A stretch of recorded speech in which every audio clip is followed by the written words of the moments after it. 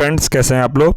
तो friends, BPSC TRP 4 का exam को नज़र में रखते हुए हमने इस आज के क्लास में आधुनिक भारत का इतिहास में यूरोपीय कंपनी का आगमन मैंने शुरू कर दिया है। तो फ्रेंड्स, आज से ये जो क्लास शुरू रहेगा, यूरोपीय कंपनी से लेकर मॉडर्न हिस्ट्री के 1950 ईस्वी तक जितने भी प्रश्न बनते हैं एग्ज़ाम में, सारा आपको इस चैनल पे करा दिया जाएगा। हम लोग टॉपिक वाइज पढ़ेंगे, जैसे कि आज हम लोग यूरोपीय कंपनी का आगमन पढ़ते हैं, इसके बाद जो नेक्स्ट चैप्टर आएगा वो पर एकदम चैप्टर वाइज चैप्टर आप लोगों का क्लास होगा। तो फ्रेंड्स, आप लोग वीडियो के अंत तक जरूर बने रहें। चलिए शुरू करते हैं। व्यापार हेतु समुद्री मार्ग से भारत आने वाला प्रथम यूरोपीय कौन थे? तो हो जाएगा पुर्तगाली। तो याद रखिएगा, इंपॉर्टेंट है एग्जाम में।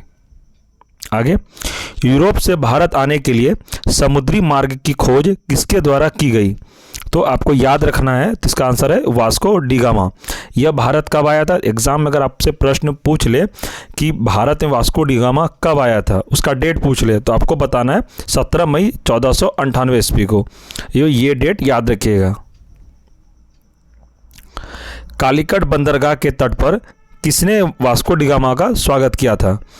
तो कालीकट बंदरगाह पे वास्को डी गामा का स्वागत किसने किया था? तो ये जगह जमोरिन, जो कि वहाँ का स्थानीय शासक था।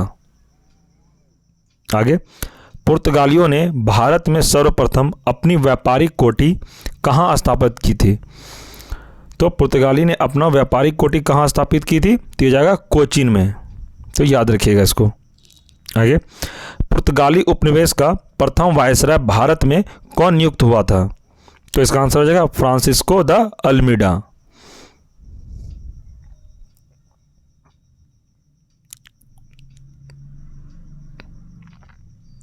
आगे, भारत में तंबाकू की कृषि एवं प्रिंटिंग प्रेस को प्रारंभ करने का श्रेय पुर्तगालियों को दिया जाता है। तो याद रखिएगा, अगर आपसे एग्जाम में प्रश्न पूछे कि भारत में तंबाकू की कृषि एवं प्रिंटिंग प्रेस को प्रारंभ करने का श्रेय किसे जाता है, तो आपको आंसर बताना है वहाँ पे पुर्तगालियों को। भारत में प्रथम प्रिंटिंग प्रेस की स्थापना कब हुई थी? तो 1556 ईस्वी में, वो भी गोवा में की गई थी। नेक्स्ट, हिंद महासागर में व्यापार को नियंत्रित करने के लिए शांत या नीले जल की नीति किसने लागू की थी? तो इसका आंसर हो जाएगा फ्रांसिस्को द अल्मीडा ने। विभिन्न देशों के खोजकर्ता, इसमें फ्रेंड्स हम लोग पढ़ेंगे कि कौन सा देश खोज किए थे, उसका नाम आपको याद रखना है। जैसे कि पहला है वास्को डी गामा, इसने क्या खोज किया था? तो इन्होंने भारत की खोज की थी। आगे, कोलंबस ने खोज किया, ये इन्होंने अमेरिका की खोज की थी। इसी में आगे है कैप्टन जेम्स कुक, इन्होंने ऑस्ट्रेलिया की खोज की थी। आगे, तस्मान ने तस्मीनिया एवं न्यूजीलैंड की खोज की थी। आगे, बार्थोलोम्यू डियाज, इन्होंने क्या खोज की थी? तो यह केप ऑफ गुड होप। आगे, भारत में पुर्तगाली शक्ति का वास्तविक संस्थापक किसे माना जाता है? तो भारत में वास्तविक संस्थापक किसे माना जाता है? तो ये जगह अल-बुकर्क। आगे, किस वायसराय के काल में गोवा को पुर्तगालियों का औपचारिक मुख्यालय बनाया गया? तो इसका आंसर हो जाएगा नीनो डी कुन्हा को। फ्रेंड्स, मैं जो इस चैप्टर में आपको करा दूंगा, इससे बाहर आपका प्रश्न नहीं जाएगा, ये आप 100% रखिए, क्योंकि अभी तक मैं आपको इस बुक से जो मैं आपको पढ़ा रहा हूँ, ये बुक का मैंने आपको एनालिसिस वीडियो मैंने डाला हुआ है कि यह बुक से कितने क्वेश्चंस आए थे। जो यह बुक अच्छे से पढ़ लेगा, उसका एग्ज़ाम बिल्कुल क्लियर हो जाएगा। आप मेरे बात को हल्के में बिल्कुल ना लीजिएगा। आपको विश्वास ना हो तो वो वीडियो अभी भी चैनल पे पड़ा हुआ है, आप जाके देख सकते हैं कि इस बुक से कितना क्वेश्चन आया था। इसलिए मैं आपको यही बुक से आपको कंप्लीट करा दूंगा। तो आप मेरे साथ बस बने रहिएगा। आपके पास बुक नहीं भी है तो कोई दिक्कत नहीं, मैं आपको डिस्कशन के साथ पूरा क्लास आपको कंप्लीट करा दूंगा। चलिए आगे इसी में बढ़ते हैं। एक नोट है फ्रेंड्स, इसको एक बार याद कर लेते हैं हम लोग। मैं एक बार बोलूँगा, आपको बस ध्यान से सुनना है। तो इसमें क्या कह रहा है? पुर्तगालियों ने हिंद महासागर क्षेत्र में व्यापार पर नियंत्रण स्थापित करने के लिए कॉर्टेज आर्मेडा काफिला पद्धति प्रारंभ की थी। तो याद रखिएगा इसको। आगे, पुर्तगालियों के पश्चात भारत में व्यापार करने आए डच कहाँ के निवासी थे? तो ये हो जाएगा कहाँ के निवासी थे? ये हो जाएगा हॉलैंड के, और यह वर्तमान में नीदरलैंड में रहते हैं।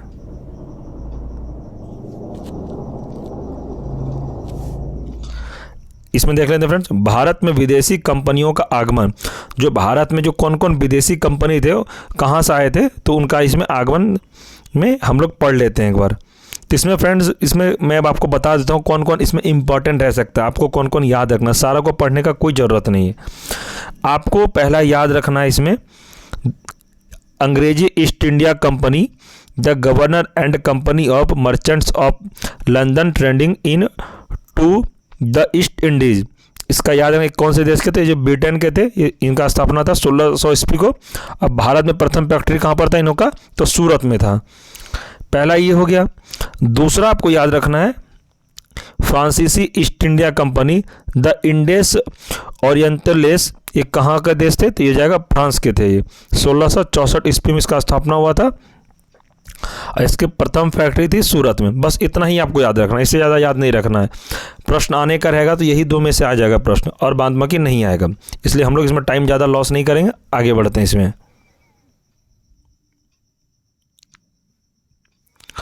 किस यूरोपीय शक्ति द्वारा भारत से मसालों के निर्यात के स्थान पर कपड़ों के निर्यात का प्राथमिकता दी गई, तो इसका आंसर हो जाएगा डचों द्वारा। आगे, भारत के साथ व्यापार के लिए सर्वप्रथम संयुक्त पूंजी कंपनी किसने आरंभ की थी, तो इसका आंसर हो जाएगा डचों ने। नेक्स्ट देखते हैं, वर्ष 1759 में बेदरा का युद्ध किन दो यूरोपीय शक्तियों के मध्य लड़ा गया, तो आपका इसका आंसर हो जाएगा डच एवं अंग्रेज के। आगे, लंदन में ब्रिटिश ईस्ट इंडिया कंपनी के गठन के समय भारत का सम्राट कौन था, तो आपको बताना है आंसर, अकबर था। आगे, ब्रिटिश सम्राट जेम्स प्रथम का दूत बनकर भारत में व्यापारिक कोठी स्थापित करने के उद्देश्य से जहांगीर के दरबार में आने वाला ब्रिटिश नागरिक कौन था, तो ये इसका आंसर हो जाएगा कैप्टन हॉकिंस, वर्ष 1608 ईस्वी में। आगे देखते हैं, एक नोट है, आप इसको जो जो अंडरलाइन इस बॉक्स में दिया हुआ है, ये एग्जाम के दृष्टिकोण से काफ़ी इंपॉर्टेंट रहता है, क्योंकि TRE 3 में ज़्यादातर जो ये बॉक्स में बनाया हुआ रहता है नोट में, यहाँ से ज़्यादातर प्रश्न डायरेक्ट पूछा गया है। इसलिए मैं आपको कह रहा हूँ, वो वीडियो अभी भी चैनल में पड़ा हुआ है, आप जाके देखिए कि ये बुक का जो एनालिसिस मैंने कराया था TRE 3 के लिए, ये बुक से कितना प्रश्न आया हुआ है, तो एक बार आप देखिए, उसके बाद फिर आप पढ़िएगा।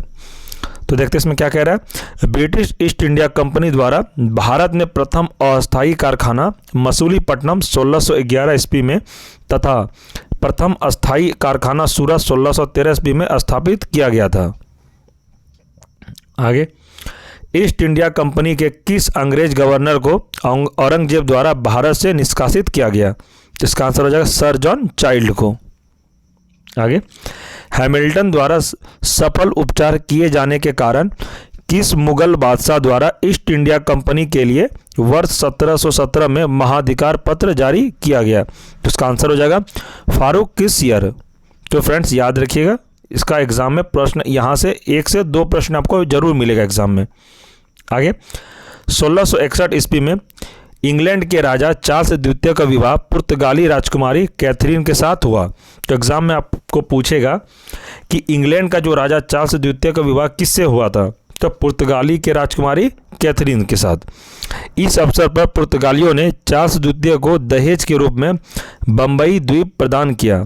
तो दहेज के रूप में पुर्तगालियों ने चार्ल्स द्वितीय को क्या गिफ्ट में किया, तो बम्बई द्वीप।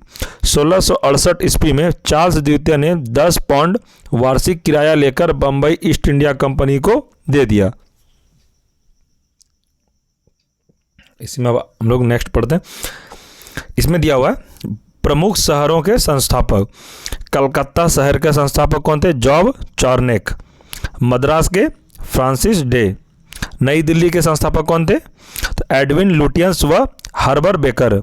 बम्बई के गोराल्ड आग्नियर। आगे देखते हैं, यूरोप वासियों के लिए सर्वोत्तम सोरा और अफीम प्राप्ति का मुख्य क्षेत्र क्या था, तो इसका आंसर हो जाएगा बिहार। नेक्स्ट, वर्ष 1664 ईस्वी में फ्रांसीसी कंपनी की स्थापना किसके प्रयासों से की गई, तो इसका आंसर है कोलबर्ट के द्वारा। आगे, फ्रांसीसी कंपनी की स्थापना किसके कार्यकाल में की गई, तो लुई 14वें के कार्यकाल में की गई थी। आगे, फ्रैंक गेरो के द्वारा भारत में प्रथम फ्रांसीसी फैक्ट्री की स्थापना कहाँ की गई? तो यह जाएगा सूरत 1668 ईस्वी में। आगे नोट पढ़ लेते हैं, इसमें क्या है। फ्रांसीसी गवर्नर डुप्ले ने पहली बार भू क्षेत्र अर्जित करने उद्देश्य से भारतीय राजाओं के विवादों में भाग लेने की नीति आरंभ की थी। नेक्स्ट, फ्रांसीसियों द्वारा फोर्ट लुई नामक किला कहाँ बनवाया गया? तो इसका आंसर हो जाएगा पांडिचेरी में। आगे, पांडिचेरी का प्रथम फ्रांसीसी गवर्नर कौन था? तो इसका आंसर है फ्रांको मार्टिन।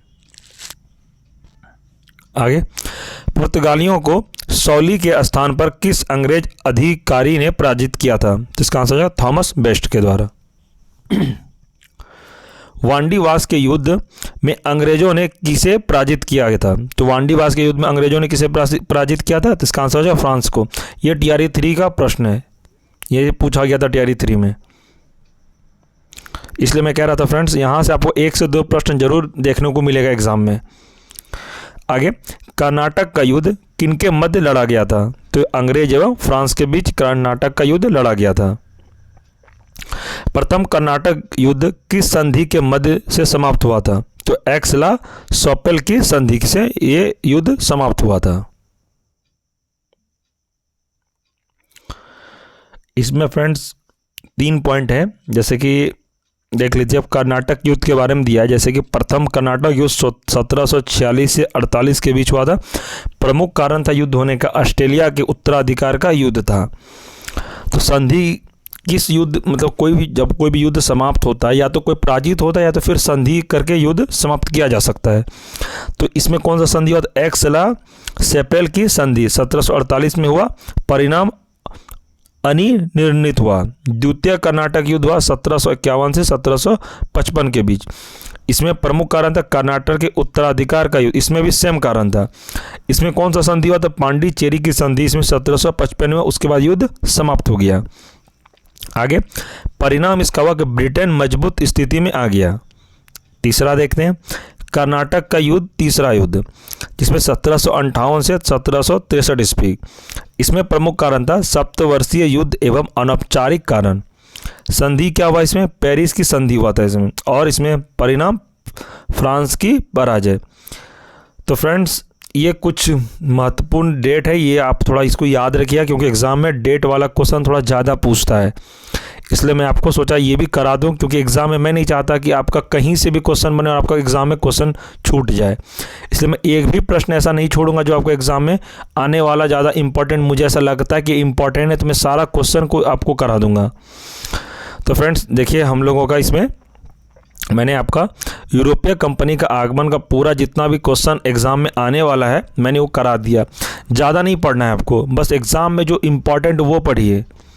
ज़्यादा आप शॉर्ट नोट्स के पीछे मत रहिए, आप बस मेरे साथ जुड़िए और मेरे साथ जुड़कर आप टीआरई 4 का तैयारी 100% करिए। अगर एग्ज़ाम में प्रश्न नहीं आएगा, मैं आपको कुछ दिन के बाद एमसीक्यू कराऊंगा, आप ये कुछ दिन पहले पढ़िए, उसके बाद मैं एमसीक्यू जब कराऊंगा तो प्रीवियस ईयर का क्वेश्चन लूँगा, तो आपको पता चलेगा कि कितना प्रश्न टीआरई 3 में इस चैप्टर से आया, इस बुक से आया है। तो फ्रेंड्स, अब हम लोग नेक्स्ट वीडियो में मिलेंगे। और फ्रेंड्स, जाते जाते आपसे एक छोटा सा रिक्वेस्ट है कि आप अगर चैनल पर नए हैं तो चैनल को सब्सक्राइब कर लें और बेल आइकन को प्रेस कर लें। और फ्रेंड्स, अगर आपको ये वीडियो पसंद आया हो तो वीडियो को ज़रूर से ज़रूर लाइक कर दें और शेयर करें अपने दोस्तों में जो कि बीपीएससी टीआरई 4 का तैयारी कर रहे हैं। तो ठीक है फ्रेंड, हम लोग अब नेक्स्ट वीडियो में बहुत जल्द मिलते हैं मॉडर्न हिस्ट्री में नेक्स्ट टॉपिक के साथ। तब तक के लिए धन्यवाद।